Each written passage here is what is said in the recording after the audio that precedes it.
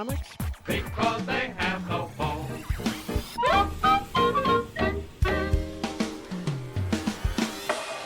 We have now stepped through the portal and returned to the podcast We Like Comics Because They Have No Bones, and now this will be the portion of where we cast a spell on the after show. I do like that in this dimension, the word show still goes show. That's very important to the intro. Otherwise, people wouldn't know that it's us. Echo dimension. The echo dimension. Yeah, that's what it Mhm. is. So I think we wanted to separate out into, again, another media adaptation discussion. So Doctor Strange in the Multiverse of Madness has recently come out, or Doctor Strange Mom, which oddly enough is still an appropriate title for this movie. I didn't notice that, but that's funny. Yeah. So Oh, we geez. can maybe talk about that a little bit. I think you know what the part of the movie that I'm most excited about is already. Yeah, so this is going to be a spoiler-filled review. So if you have not seen the movie, it's been out long enough that hopefully most everybody's seen it. So if you haven't seen it quite yet, maybe save this after show in your saved list until you have watched the movie, because there'll be some major spoilers here. Yes. So yes, you were super excited, I know, to see Bruce Campbell, but I'm sure you were more excited to see John Krasinski actually taking the mantle of Reed Richards, and or actually having Reed Richards in the MCU for the first time ever. Yes. This is a big deal to me, guys, because Fantastic Four are my favorite characters from Marvel. She-Hulk actually is another of my favorites. So the fact that she's getting a Disney series soon, I'm like really hyped about that, especially because it seems to be based on one of my favorite runs on that character. And she's also related to Fantastic Four. So there you go. But yeah, John Krasinski, I thought did a great job in the role.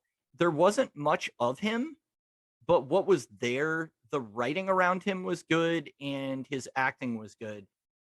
And I just bought it. I was like, this, yeah, it's Reed. They did a good job casting him. I actually didn't really have a problem with Ioan Gruffudd, I believe is how you pronounce his name, in the original movies. But those movies were a lot more cheaply produced than what we're seeing in the MCU now. And the effects weren't really there to do the stretchy stuff and make it not look really bad at the time. So yeah, I don't know. I mean, it was really nice to see him on screen and feel like, okay, maybe we are heading into, eventually into a Fantastic Four movie, which has been announced. And it looks like John Krasinski is actually playing Mr. Fantastic. So I did go through a lot of emotions, though. Number one, the fact that he says the Fantastic Four, and then Doctor Strange goes, "Didn't you peak in the 60s?" That was a low blow. Because that is kind of echoing the popular comic book fan opinion that the original run by Stan Lee and Jack Kirby hasn't really been topped ever since, and they've just kind of been coasting on that success ever since. I don't really agree with that assessment, obviously, because I've know a lot of other really great creative teams that have handled the Fantastic Four over the years. I mean, obviously John Byrne is one of the greats, but we've also got Chris Claremont and Salvador Larroca. They did a really great job. Had probably about a 50 issue run, I think, if I remember correctly. So they were on the book for a long time. Later on, we had Mark Waid and Mike Wieringo, rest in peace. They did a really excellent job on the book. And then Jonathan Hickman later on with his whole idea of the Future Foundation and really getting the kids involved as major characters in the book a lot more.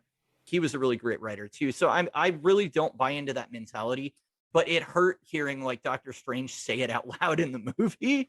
I was just like, oh, that's what everyone says, that their 60s stuff was good and that they kind of suck after that. And I'm just like, come on, man. So, whatever. Also having him killed like 5 minutes later I know it was an alternate universe Reed, but especially right after he delivers the line of like, yes, I have kids, I have two. I was just like, oh my gosh, they've confirmed the existence of Franklin and Valeria Richards. And then, Wanda, Scarlet Witch just like turns him into spaghetti basically. So Rips him to that shreds. that I was not so much a fan of, but I'm trying to keep my excitement going because it does seem like he is going to go on to play the character. And the thing that's so interesting about that is fans basically cast him, right? I think so because I swear it's been like years since there was like a fan made poster of him as Reed Richards, and it was one of those. Yeah, I thought it was just like a fan casting, and then here he is. Like, is it because of the fans, or is it the fans picked up on it and it was something they wanted to do for a while, and now they had the chance to do I it? I don't know, I but feel like it's been like 5+ years of fans doing these kind of photoshops. Like it's been a long time. yeah. So I don't think there's any way that they could have known where this was heading down the line or anything like that. I wonder if Disney was just like, hey, he's a good actor, everybody wants him in the role, let's do it. But I really enjoyed it. So of course we should probably talk about more than just those 5 minutes of the movie, but Well, I was gonna say that in that sequence, they introduce some other characters as well. So it's like the point was to introduce some like wow factor, mhm. multiversal characters, and they actually used the panel of the Illuminati, which I have read just a tiny bit of, but when they showed the chairs and the like city council room that they had, and they showed the backs of the chairs in the trailer, and you hear Patrick Stewart's voice, um, like that immediately to me in the trailer, I was like, oh, it's the Illuminati. Like that's pretty cool. But of Yeah. course, not having any idea of the other characters that they would bring in, such as having Anson Mount as Black Bolt, which was really cool to see, and especially here. Doctor Strange make fun of his, Blackagar Boltagon, which is a totally ridiculous name, perhaps the most ridiculous name ever. Yeah.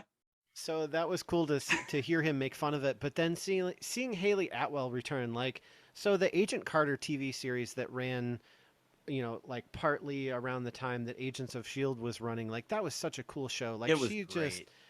awesome character and awesome actress, like did such a good job, and it was like a woman who's headstrong and independent trying to survive in this world of men who try to mansplain everything to her and ask her to get coffee, and it's like she could totally kick all their butts, but she's like trying to be nice and that sort of thing, but also wants to get some recognition because she's just as capable if not more.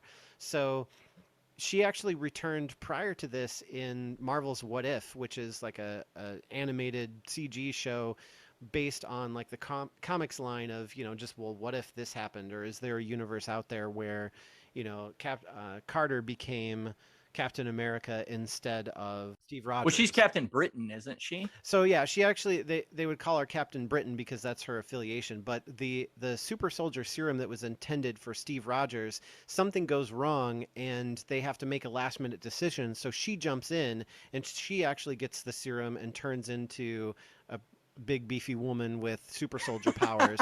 And Steve Rogers stays the like sort of thin wilty French fry guy who just has no muscle mass to him at all. So so it's like she becomes the Captain America type character instead. But yeah, she does have like a British flag on her shield and everything. Hmm. So Haley Atwell actually reprised the role of Agent Carter and did the voice work in What If. So fans of that show had already kind of seen her do that, and there was a super long episode of all of her exploits and things like that. So it was cool. And then to see her in live action was like one of those fan moments where it's like a character that I just grew to like. All of a sudden, I'm seeing on the big screen, Yeah. represented by the person who plays her, as well as seeing Agent Carter return. It was just like so many emotions of like, yeah, this is cool. And then, it was only half as cool as I expected because she ends up getting chopped in half by her own shield, which, Yeah, yikes. I think my biggest criticism of the entire movie is probably that whole sequence because as the Illuminati, they introduced a lot of fan elements. Like the version of Captain Marvel that they showed was Yeah. Monica Rambeau, who later goes on to become Photon. That's the Captain Marvel I grew up with. She's made of pure energy, and they have her get killed by a statue falling on her, which makes Yeah. absolutely no sense. Again, they introduce all these awesome characters. Black Bolt, we even get to see him use his powers in one sequence, which is terrifying. Very. And then, yeah, I mean, and then, you know, he dies in a really horrible way, actually. It was so cool to see them, but it just sucks that they all went out so quickly. And I don't know. I felt like maybe Reed would have been more prepared for that situation, especially given that they were taking Doctor Strange more seriously than Wanda. However, maybe their version of Wanda Maximoff is not really that powerful. That was how I can kind of explain it in my head.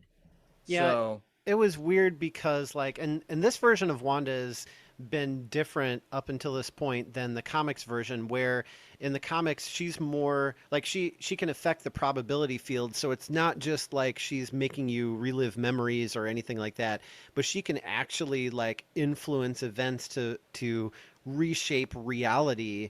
So you're right. not just hallucinating, but this actually is your reality. And there's a lot of like House of M is a big Hmm. storyline where she basically goes on an emotional rampage and she has such an outburst that she alters reality, and rather than travel to a different universe like in the multiverse, she just reshapes the current universe into something completely different.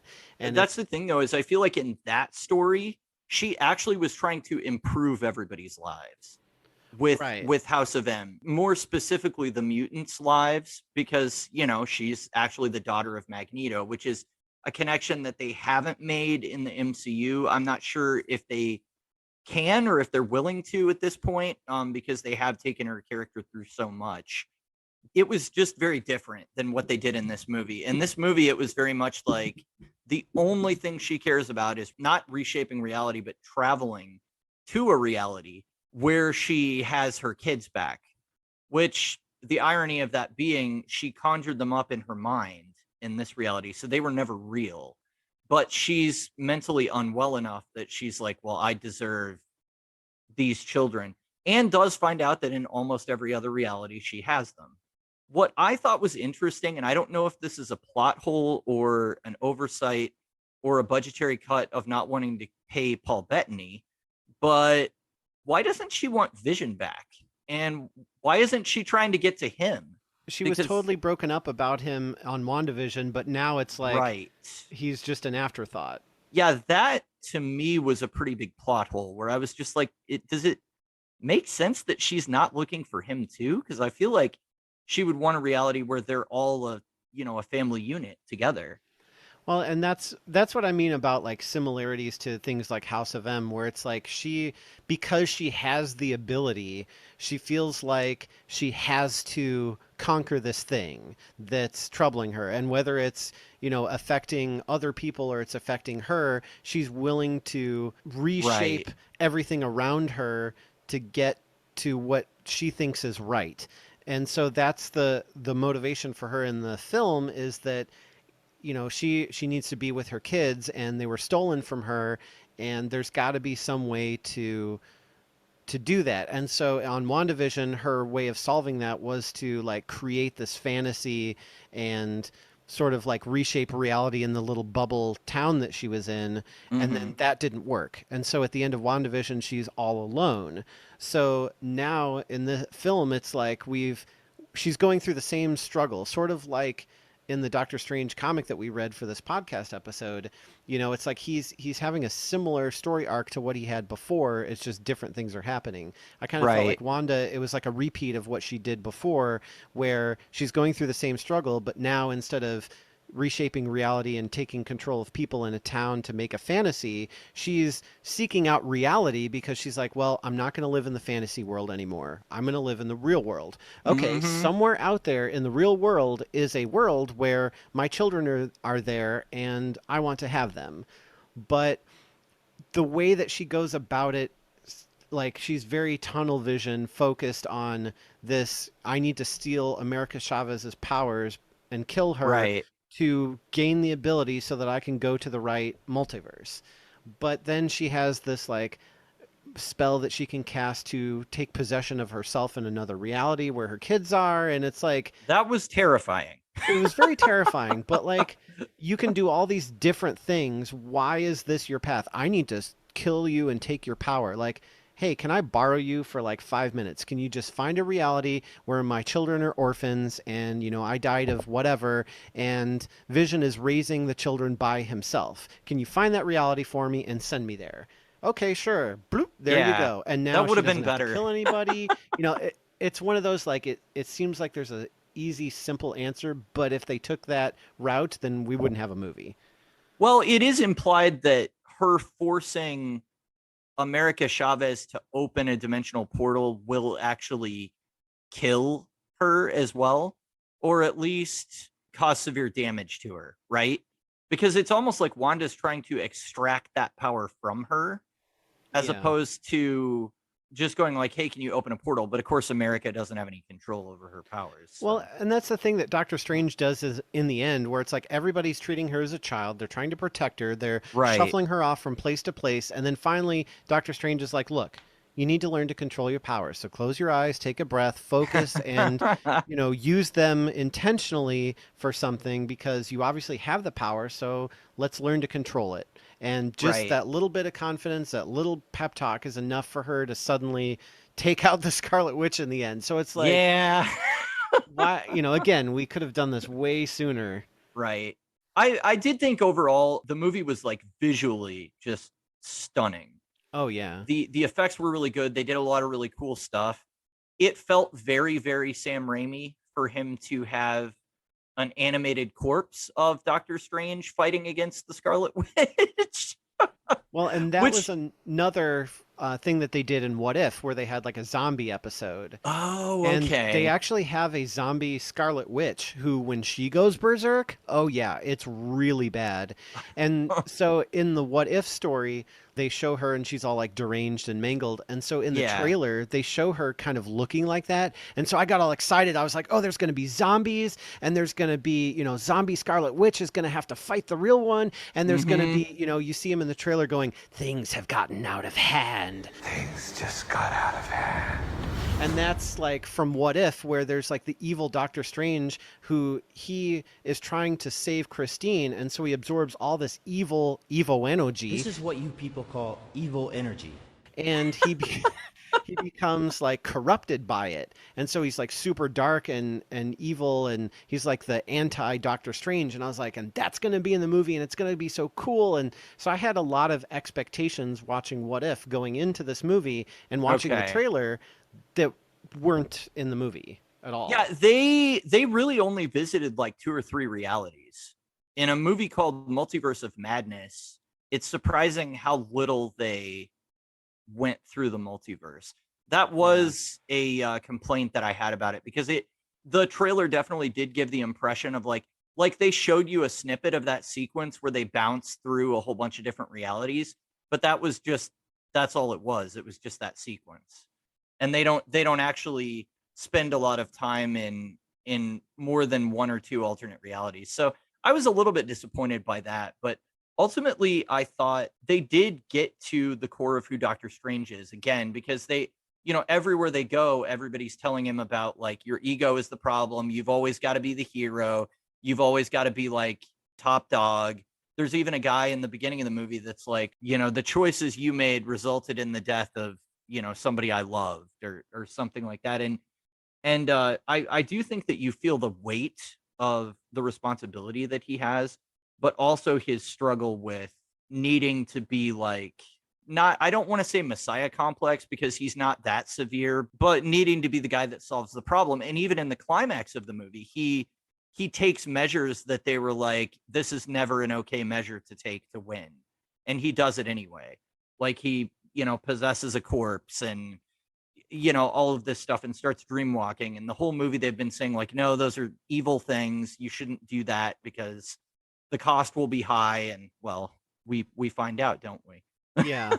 Well, and that's what I was looking for, truly looking for in Doctor Strange 2 was to see a continuation of the first movie because that's a very big concept of, the bill comes due. Mm-hmm. And but the thing is like Mordo doesn't understand the role of Sorcerer Supreme because he only sees black and white. And Right. so when the Ancient One reveals that she's been sapping power from the dark dimension to stay alive, it's like, Doctor Strange understands these concepts of sometimes there's a little bit of gray, Yeah. sometimes you have to make certain concessions or allow certain things to bend because otherwise there's no way to save, what's going on, and Hmm. just you can't survive always looking at things as either black or white. And that's why Mordo becomes a villain, is because he just, conceptually his ideology is totally different. And It's too rigid. Yeah. right. And so that's what I was looking forward to seeing in Doctor Strange 2, but the only Mordo that we see is in the universe with the Illuminati, and he basically, just has a couple of Yeah. witty lines, and then that's really it. Well, and our Doctor Strange from Earth 616 has a line about like, yeah, my Mordo turned into a villain and I had to take him down, which almost implies that like the sequel to the story of the first Doctor Strange movie just all happened off screen. That would suck, because I want to see that movie. But that was kind of how I took that though, because he was like, yeah, mine was a big problem and I had to take him to, I mean, there was some throwaway lines about that. And I thought, really, did they just like basically sideline the whole plan moving forward with that character? Because that is kind of a shame. Like, wow, he's one of Doctor Strange's biggest villains, and they kind of just, threw him in there. So I don't know, but we're being very critical of a lot of aspects of this. And Yeah, true. but I don't want it to sound like we didn't enjoy the movie, or at least that I didn't, because I really did. There were a lot of really cool ideas at play. It was so great to see Black Bolt and to see, Captain Marvel slash Photon, and even Peggy Carter. I mean, again, that could have been so cool, but they killed all of the Illuminati characters so quickly. It was just a shame. I was almost wondering if they shouldn't have like stuck closer to the core Illuminati idea and had like a Namor variant in there as well, because he's on that Yeah. team in the comics. And I would assume that they want to set that character up at some point. I mean, I don't know, I but would think so, especially with the popularity of Aquaman. Not that yeah, he's, Marvel's Aquaman, but right, there's popularity for that type of character out there. So it seems like now right. might be a good time, or maybe they just don't want to compete and be like, oh, Marvel just copied DC. Namor's kind of like Aquaman crossed with Ocean Master. He's Yeah, like, you don't know which way he's gonna go a lot of times. So it's kind of like sometimes he's with the Avengers or the Defenders, and sometimes it's like he's a threat that we need to deal with. It's like, does what the Avengers mission is line up with sort of his nationalist pride for protecting Atlantis? And if it doesn't, then they're going to be enemies. So yeah, he's got a little bit more edge to him, I think, than Aquaman does. And also he's always trying to steal Reed Richards' girl, so that's pretty crappy. that's But always going to cause a conflict there. Yeah. yes, it is. So I don't know, but they did a lot of good wrapping up of things. I think it was good to wrap up the storyline with Christine in order to set up Clea, because Clea really is Stephen Strange's, the love of his life in the comic book. So it was cool to bring her in. Do I wish they did it more than in the last 30 seconds? Yeah. She was kind of there, and I was just like, I don't know who this is. And then I looked it up later and I was like, oh yeah, that's like his love interest. That's who's supposed to be there.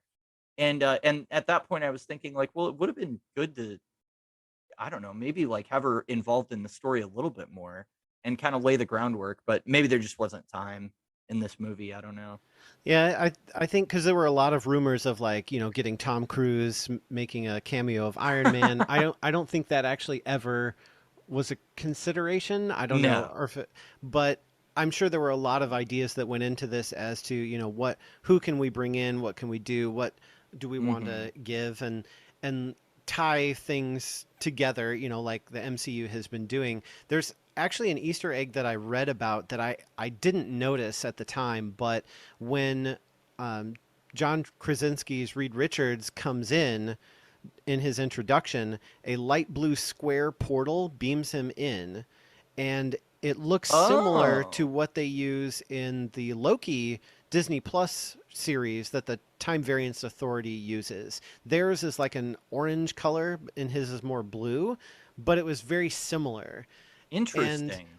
in the Loki show, there was like an Easter egg that they showed the Void, and there's like a ruined, looks like a Avengers Tower, but it says Qeng. So Oh, there's King the Conqueror tie-ins because there's a lot oh, of okay, King the Conqueror stuff in the comics, but sure. this is a time where King purchased Avengers Tower from Tony Stark by using one of his alter egos, and a reference as well to the Fantastic Four. Right. Yeah, because King is a descendant of Reed in the far future, I believe.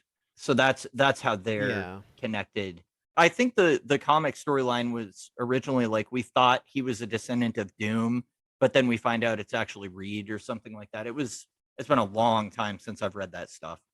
But yeah, it's really cool to see how they've connected a lot of things. I mean, I think that was really just the most satisfying part about the movie was feeling like it really is connected to the Marvel universe at large. And it was cool to see some Doctor Strange kind of one-off things like Shuma Gorath in the beginning, although they called it something different, and I'm not sure why. But that was the monster Shuma Gorath from the Yeah. comics. It was like a projection or something that Wanda created, I guess. She was Yeah. sending monsters after them, so it was like maybe a facsimile or something. Yeah, I don't know, but it was neat seeing a lot of that stuff. And I don't know if you know anything about America Chavez. I don't. I know that she had a like short-lived solo title very recently, but she's like a super recent character. Yeah, no, I don't think I've really read anything with her. Like I didn't even know what her power set was. I know what she looks like and that's it. So when I saw her, I was like, "Oh, weird. America Chavez is in this." And then she explained her powers and stuff and I'm like, "I guess that's her deal cuz I don't know." She makes a giant star appear and goes to another dimension. Right. Yeah, so it was cool to see, a new character, or at least one new for the MCU, and it was Mhm. neat to see like all the cameos and everything. And with the title of, Multiverse of Madness and all the rumors, I think we just expected to see like a lineup like Infinity War, but of characters that are either ones we hadn't seen before or they were from different dimensions, and maybe that was, our fault for expecting to see that sort of thing. But I'm Sure. also kind of glad that they didn't do that because the MCU is connected pretty well as it is, and it can get really overwhelming. And I don't know that anything could ever match what the CW did in the Crisis of Infinite Earths crossover event that they did, where they literally brought back like That was insane. previous actors who had played Superman in previous movies that had been since rebooted and changed. And it's just like, I mean, all the cameos in that, it's mind blowing. Like, if you haven't Yeah. watched that event, if you're not a fan of those shows, I get it. But if you're a fan of the comics, like, it was a really cool crossover event that they did. It was Yeah. amazing. They actually I mean, it was loosely based on the comic story, but it was a pretty good summation of the comic book story as well. So that was pretty cool, to see as well. I mean, they had Pariah and the Monitor and all of that stuff going on. So it was even like the shadow demons that are around the towers that they have to defeat. That's something in the book as well. They did that in the show. So yeah, that was I mean for a television show, very Oh, ambitious. yeah. That was I would assume extremely. that the casting alone cost them millions and millions of dollars for that. But I'm So, sure it was fun for some of the actors to sort of return to those roles, oh sure. just very briefly as well. And, it was certainly fun for us as fans to see them again. So that was a fun thing that they did. And, again, I'm kind of glad they didn't do that in this movie because it may have taken away from the story and possibly even from like we just did this sort of thing in Spider-Man No Way Home where, Mhm. we have Tobey Maguire as Spider-Man, we have Andrew Garfield as Spider-Man, and we haven't seen them in a Spider-Man movie, in years. Like 10 we or we 20 thought, years, yeah, yeah, depending on which one. like they Yeah. were done. So this is like huge nostalgia for those of us who grew up watching these movies and have been fans for it. So, those kinds of moments, it's like they're really fun to see, but we didn't want to get like necessarily a repeat of that in this movie. So I don't know, like Well, I I think wonder I if they're think too this close movie together. this movie was more concerned with where we're headed moving forward. You know what I mean? As opposed to looking back, I feel like. Yeah. So in that sense maybe it was good, but yeah, I'm ready to not do stuff with the multiverse for a while I after this, agree. because it does feel like we're hitting that concept a little too hard. It's like, all right, we've done it. It was really great both times, but I think now it's going to be good to, okay, let's move into a different direction. Like, I don't know, it was kind of cool that isn't the next Ant-Man movie going to take place in like the quantum realm, like the tiny minuscule realm or something like that, so that'll be Yeah, I think Kang neat. will make an appearance there as well, and maybe uh maybe there'll be some FF tie-in. yeah, that's been widely speculated that there will be some FF tie-in. I think a lot of the production people involved in that movie are also involved in the Fantastic Four movie. Actually, the guy that directed Ant-Man 1, I don't know if he did the second one as well or not. He pitched an idea for a Fantastic Four movie like many years before that they rejected. So he's been trying to make one for a while. I think Peyton Reed is the name of the director. Yeah, I have a feeling that they're gonna at least cameo in that somewhat. So I'm looking Yeah. forward to that. Well, and back to the multiverse concept real quick, like I find it interesting that there's this movie that sort of floated by, and I don't know how popular it is, but like it just sort of popped on my radar, and I was like, what is this? When I was getting ready to watch the Doctor Strange movie, is a movie called Everything Everywhere All at Once, and it has Michelle Yeoh in it, and it's Oh supposed to yeah. be a mix of like martial arts and multiverse hopping, and then like it's like a fantasy inspired by the Matrix and like all this stuff, and it sounds like it's really good, but I'm kind of just like, do I want to watch another multiverse movie right now? Yeah, I I don't know. know. It hit at the wrong time. I think if that came out like 5 years from now or 5 years before now or something like that, it would have been like, "Oh, cool. I'm excited to go see that sci-fi movie." But yeah, with it being so close to them just almost like exhausting that idea within the Marvel movies, it does feel like it's like, "All right, let's do something else." I honestly would like to see, one of the things I really enjoy about the Disney Plus shows is the smaller scale of them. And Yeah. I don't mean that necessarily from a budget standpoint, but from a story standpoint, it's nice to be able to sit with the characters a little bit longer and not have to get to the next action set piece. Oh yeah. So, I mean, because that is the thing about movies, is it's like, let's keep the pacing up, let's get to the next special effects extravaganza, and it's like, all right, but we need to care about the people that are going through this stuff too. And I think Multiverse of Madness got there in the end because they did give us his arc with Christine where, he was kind of realizing, okay, this is not for me, we're going to have to move on, or, I'm going to have to move on. She had, and they kind of wrapped that story up and tied it off with a bow, which was good. So I did feel like his character went through some stuff in the movie, but like if I look at Clint Barton's journey to try and go spend Christmas with his kids, in the Hawkeye show, and the stuff that Kate Bishop went through in that show with having to turn her mom in and all of that, there was just a lot more character depth there.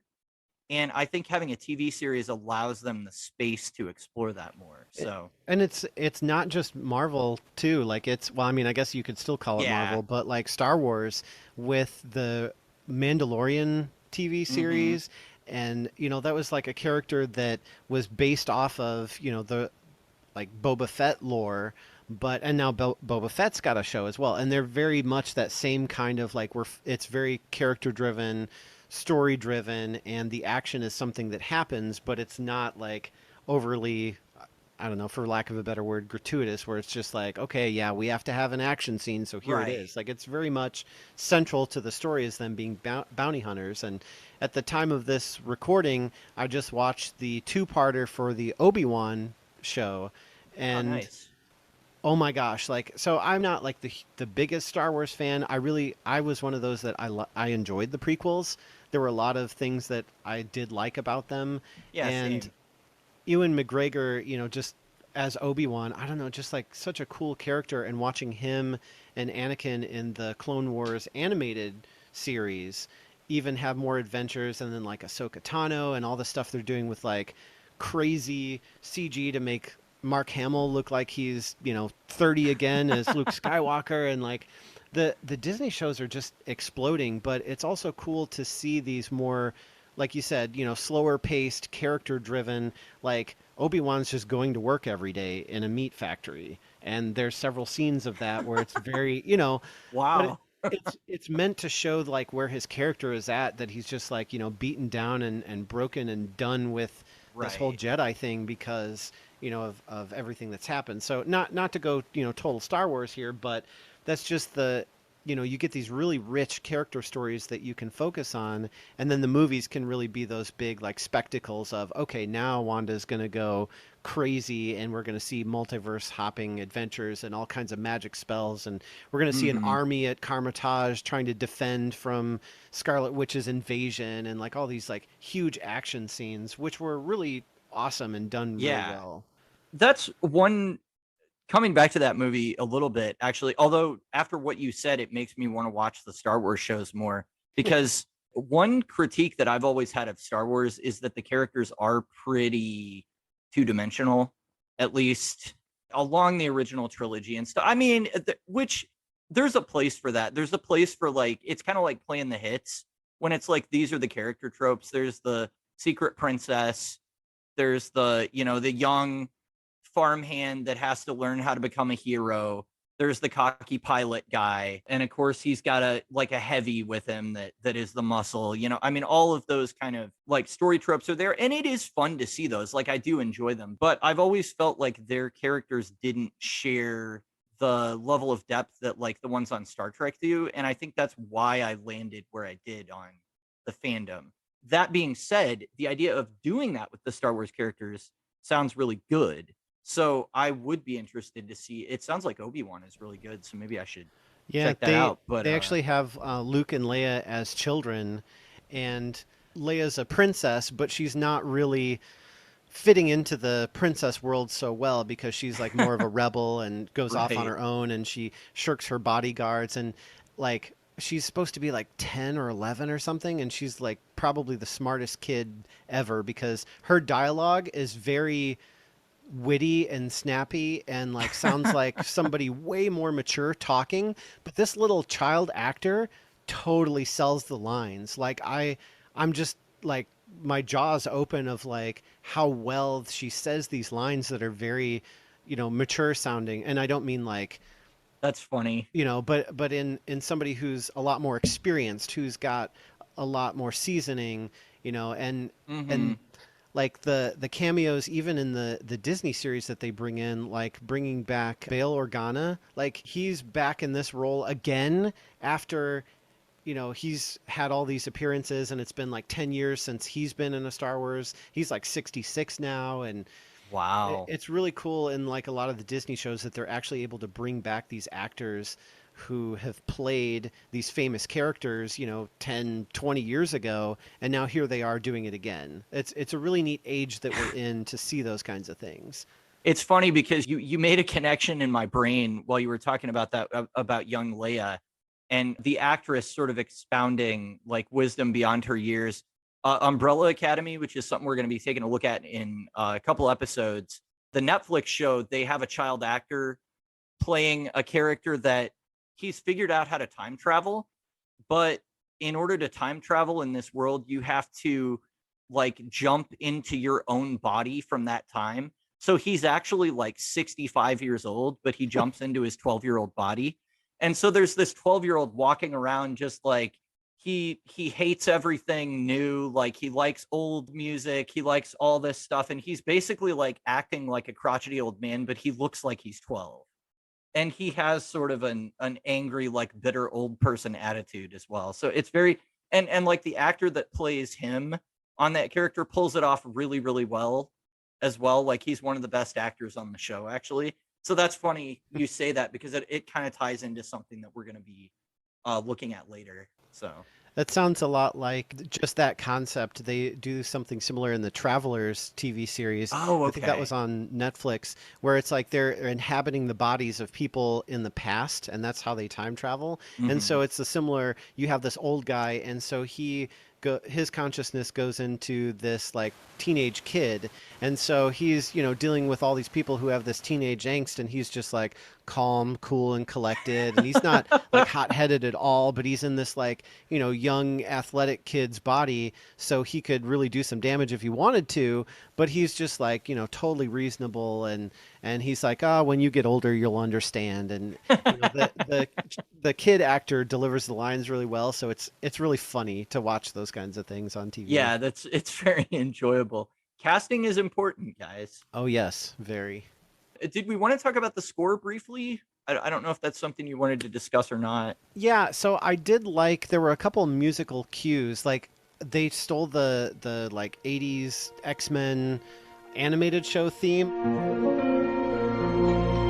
They played it very briefly when Xavier appeared in his like yellow wheelchair that's like from that show as well. So that was an interesting direction to go, and I guess that would just have Sam Raimi written all over it. Like that's his kind of paying homage to things that are super old like that. Mm-hmm. So that was neat. So there were some musical cues, and then of course like the music battle at the end. Oh, that was it was awesome. Like Beethoven versus Bach.